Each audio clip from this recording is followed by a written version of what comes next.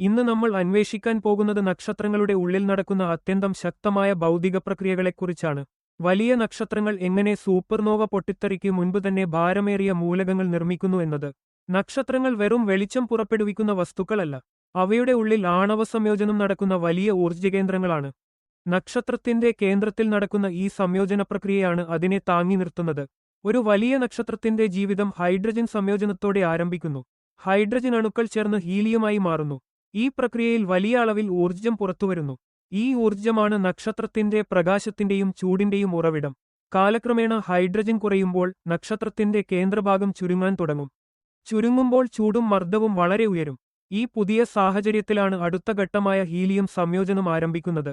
ഇവിടെയാണ് വളരെ പ്രധാനപ്പെട്ട ഒരു പ്രക്രിയ നടക്കുന്നത്, ട്രിപ്പിൾ ആൽഫ പ്രോസസ്സ്. ഹീലിയം അണുക്കളുടെ കേന്ദ്രത്തിൽ ആൽഫ കണം എന്നറിയപ്പെടുന്ന ഘടകമാണ് ഉള്ളത്. രണ്ട് ഹീലിയം അണുക്കൾ ചേർന്നാൽ അത് സ്ഥിരമായ ഒരു മൂലകമാകില്ല. അത് വളരെ വേഗത്തിൽ തകരും. പക്ഷേ ഒരു നക്ഷത്രത്തിന്റെ ഉള്ളിൽ ചൂടും മർദ്ദവും അതിവിശാലമായതിനാൽ മൂന്ന് ഹീലിയം അണുക്കൾ വളരെ ചെറിയ സമയത്തിനുള്ളിൽ ഒന്നിച്ചു ചേരാൻ സാധിക്കും. ആദ്യം രണ്ട് ഹീലിയം ചേർന്ന് വളരെ ക്ഷണികമായി ബെറിലിയം എന്ന ഇടനില മൂലകമുണ്ടാകും. ഇത് സാധാരണയായി സ്ഥിരതയില്ലാത്തതാണ്. എന്നാൽ അതിനു മുമ്പ് തന്നെ മൂന്നാമത്തെ ഹീലിയം അണു അതുമായി ചേരുമ്പോൾ അത് സ്ഥിരമായ കാർബൺ ആയി മാറുന്നു. ഈ മൂന്ന് ഘട്ടങ്ങൾ ചേർന്നാണ് കാർബൺ രൂപപ്പെടുന്നത്. ഇതിനെ തന്നെയാണ് ട്രിപ്പിൾ ആൽഫ പ്രോസസ്സ് എന്ന് വിളിക്കുന്നത്. ഈ പ്രക്രിയ നടക്കാൻ ഏകദേശം 100 കോടി ഡിഗ്രി താപനില ആവശ്യമാണ്. കാർബൺ രൂപപ്പെട്ടതിനുശേഷം നക്ഷത്രത്തിന്റെ ഉള്ളിൽ വീണ്ടും പുതിയ ഘട്ടം ആരംഭിക്കും. കാർബൺ അണുക്കൾ മറ്റൊരു ഹീലിയം അണുവിനെ ഏറ്റുവാങ്ങുമ്പോൾ അത് ഓക്സിജനായി മാറുന്നു. അതായത് കാർബൺ കേന്ദ്രത്തിൽ ഒരു ആൽഫ കണം ചേർന്ന് ഓക്സിജൻ രൂപപ്പെടുന്നു. ഈ പ്രക്രിയ വളരെ സൂക്ഷ്മമായ തുല്യതയിലാണ് നടക്കുന്നത്. കാർബൺ കൂടുതലായി രൂപപ്പെടുകയോ ഓക്സിജൻ കൂടുതലായി രൂപപ്പെടുകയോ ചെയ്താൽ ബ്രഹ്മാണ്ഡത്തിലെ രാസസമതുലിതാവസ്ഥ തന്നെ മാറിപ്പോകും. ജീവൻ രൂപപ്പെടാൻ ആവശ്യമായ കാർബൺ ഓക്സിജൻ അനുപാതം വളരെ നിർണായകമാണ്. അതായത് നക്ഷത്രങ്ങളുടെ ഉള്ളിൽ നടക്കുന്ന ഈ ചെറിയ ആണവ പ്രക്രിയകൾ തന്നെയാണ് ജീവന്റെ അടിത്തറ നിർണയിക്കുന്നത്. ഇങ്ങനെ ഹീലിയത്തിൽ നിന്ന് കാർബണിൽ നിന്ന് ഓക്സിജനും രൂപപ്പെട്ടതിനുശേഷം നക്ഷത്രത്തിന്റെ ഉള്ളിൽ കൂടുതൽ ഭാരമേറിയ മൂലകങ്ങൾ രൂപപ്പെടാൻ തുടങ്ങും. ഒരു ഉള്ളി പോലെ നക്ഷത്രത്തിന്റെ ഉള്ളിൽ പല പാളികളുണ്ട്. ഓരോ പാളിയിലും വ്യത്യസ്ത സംയോജന പ്രക്രിയ നടക്കുന്നു. കേന്ദ്രത്തിൽ അയൺ, അതിനു പുറത്ത് സിലിക്കോൺ, പിന്നെ ഓക്സിജൻ, കാർബൺ, ഹീലിയം, അവസാനമായി പുറത്തു ഹൈഡ്രജൻ. എന്തുകൊണ്ട് അയൺ വരെ മാത്രം? അതിനും മുകളിൽ മാസുള്ള മൂലകങ്ങൾ നിർമ്മിക്കാത്തതു എന്താണ്?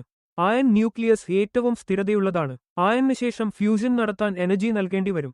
അതായത് നക്ഷത്രത്തിന്റെ എനർജി മതിയാകത്തില്ല. ഇവിടെ ഫിസിക്സ് വളരെ നിർണായകമാണ്. ഫ്യൂഷൻ നടക്കുമ്പോൾ മാസ് കുറച്ച് എനർജിയായി മാറുന്നു. ഇത് ഐൻസ്റ്റൈനിന്റെ E=mc വർഗം പ്രകാരമാണ്. പക്ഷേ അയണിന് ശേഷം ഫ്യൂഷൻ എനർജി റിലീസ് ചെയ്യുകയല്ല, എനർജി കൺസ്യൂം ചെയ്യുകയാണ്. അതുകൊണ്ട് അയൺ എത്തുമ്പോൾ നക്ഷത്രത്തിന്റെ എനർജി എഞ്ചിൻ നിൽക്കുന്നു. നക്ഷത്രത്തിന്റെ ഉള്ളിൽ ഗ്രാവിറ്റി എല്ലായ്പ്പോഴും ഇൻവേർട്ട് ആയി വലിക്കുന്നു. ഫ്യൂഷൻ ആണ് അതിനെ ബാലൻസ് ചെയ്യുന്നത്. പക്ഷേ ഫ്യൂഷൻ നിൽക്കുമ്പോൾ ഗ്രാവിറ്റി പൂർണ്ണമായും ഡോമിനേറ്റ് ചെയ്യും. അയൺ കോർ വളരെ വേഗത്തിൽ ചുരുങ്ങും. മില്ലിസെക്കൻഡ്സിനുള്ളിൽ തന്നെ കൊലാപ്സ് സംഭവിക്കും. ഈ കൊലാപ്സ് ആണ് സുപ്പർനോവയുടെ തുടക്കം. പക്ഷേ അതിനു മുമ്പ് തന്നെ നക്ഷത്രം കാർബൺ, ഓക്സിജൻ, സിലിക്കൺ, ഇരുമ്പ് പോലുള്ള മൂലകങ്ങൾ നിർമ്മിച്ചു കഴിഞ്ഞിരിക്കുന്നു. അതിനാൽ നമ്മുടെ ശരീരത്തിലെ കാർബൺ, നാം ശ്വസിക്കുന്ന ഓക്സിജൻ, നമ്മുടെ രക്തത്തിലെ ഇരുമ്പ്, ഇവയെല്ലാം ഒരിക്കൽ ഒരു വലിയ നക്ഷത്രത്തിന്റെ ഉള്ളിൽ രൂപപ്പെട്ടവയാണ്. നക്ഷത്രങ്ങൾ പൊട്ടിത്തെറിച്ചപ്പോൾ ഈ മൂലകങ്ങൾ ബ്രഹ്മാണ്ഡത്തിലേക്ക് ചിതറിപ്പോയി. പിന്നീട് പുതിയ നക്ഷത്രങ്ങളും ഗ്രഹങ്ങളും രൂപപ്പെടുമ്പോൾ ഈ മൂലകങ്ങൾ അതിൽ ഉൾപ്പെട്ടു. ഒടുവിൽ അവയിൽ നിന്നാണ് ഭൂമിയും നമ്മളും രൂപപ്പെട്ടത്. അതായത് നാം ഭൂമിയിലെ വസ്തുക്കൾ മാത്രമല്ല, നക്ഷത്രങ്ങളുടെ ഉള്ളിൽ പിറന്ന വസ്തുക്കളാണ്. നക്ഷത്രങ്ങൾ വെറും പ്രകാശിക്കുന്ന വസ്തുക്കളല്ല, അവ ബ്രഹ്മാണ്ഡത്തിന്റെ രാസശില്പികളാണ്. അവയുടെ ഉള്ളിൽ നടക്കുന്ന ഈ സൂക്ഷ്മമായ